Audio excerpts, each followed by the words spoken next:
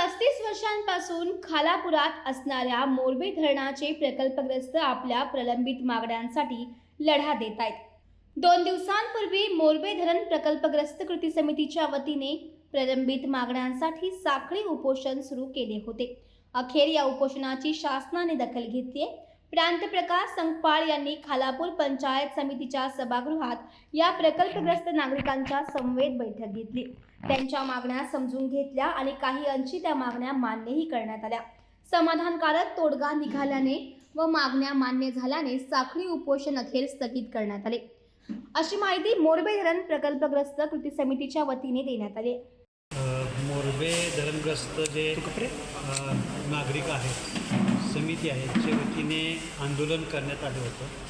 त्याच्या अनुषंगाने त्याची दखल घेऊन जिल्हा प्रशासन आणि महापालिका नवी मुंबई प्रशासन यांचे एकत्रित अधिकारी, आमचे जिल्हा पुनर्वसन अधिकारी आणि आमचे ॲडिशनल कलेक्टर साहेबसुद्धा या ठिकाणी उपस्थित होते. एकत्रित नागरिकांच्या मागणीच्या अनुषंगाने सर्व प्रश्नावर चर्चा झाली.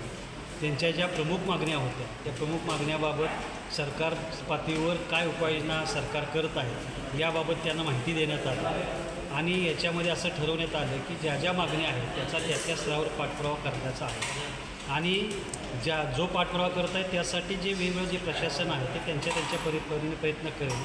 अर्थात यामध्ये सर्व ठिकाणी जे धरणग्रस्त जे आमचे नागरिक आहेत ते त्यांचेसुद्धा प्रतिनिधी यासोबत आहेत. त्या सगळ्या मागण्यांचा सखोल इथं चर्चा झाली. याचं चर्चा झाल्याप्रमाणे सर्व धरणग्रस्तांना आश्वासित करण्यात आलेलं आहे आणि माझी खात्री आहे की जसं आश्वासित करण्यात आलेलं आहे तसं कालबद्ध कार्यक्रमानुसार एक समस्या याच्यामधून त्या समस्येचं हल निघेल.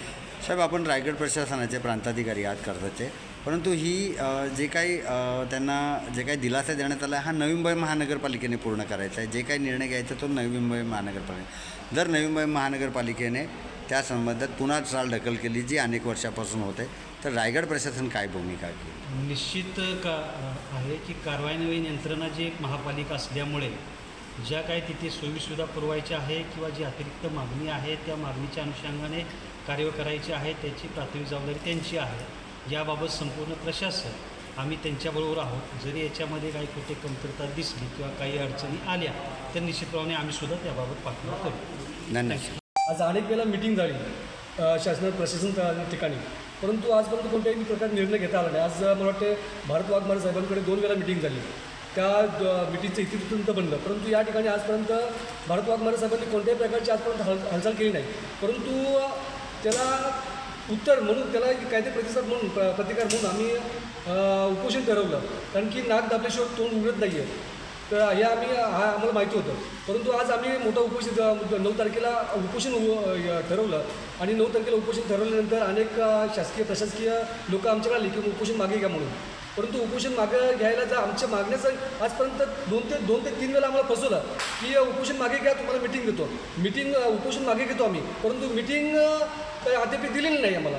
परंतु आज मिटिंगमध्ये बसल्यानंतर आज उपजिल्हाधिकारी होते, परत प्रांत साहेब होते, परत तहसीलदार साहेब होते, पोलीस प्रशासन होते. अनेकांनी आम्हाला पोलिसांनी सुद्धा सांगितलं की तुमच्या ज्या केसेस आहेत त्या आम्ही मागे घेतो म्हणून. तसेच महसुली खात्यामध्ये ज्या त्रुटी आहेत त्या ते पूर्ण करणं असं सांगितलं. जे नवी मुंबई महानगरपालिकेमध्ये ज्या समस्या त्यांना सोडता येईल त्यासुद्धा त्यांनी आश्वासन दिलं की आम्ही ते सोडवतो. परंतु आम्ही त्याच्यावर समाधानी आहे. जिथपर्यंत आमच्या ज्या मागण्या आहेत त्या पूर्ण होत नाही आहेत तिथपर्यंत आम्ही गप्प बसणार नाही आहे. जर अशीच आमची फसवणूक या ठिकाणी पुढे झाली तर आम्ही पुन्हा आंदोलन नाही आहे तर उग्र आंदोलन करू आणि या सरकारला आणि प्रशासनाला आम्ही पुन्हा जबाब विचारू.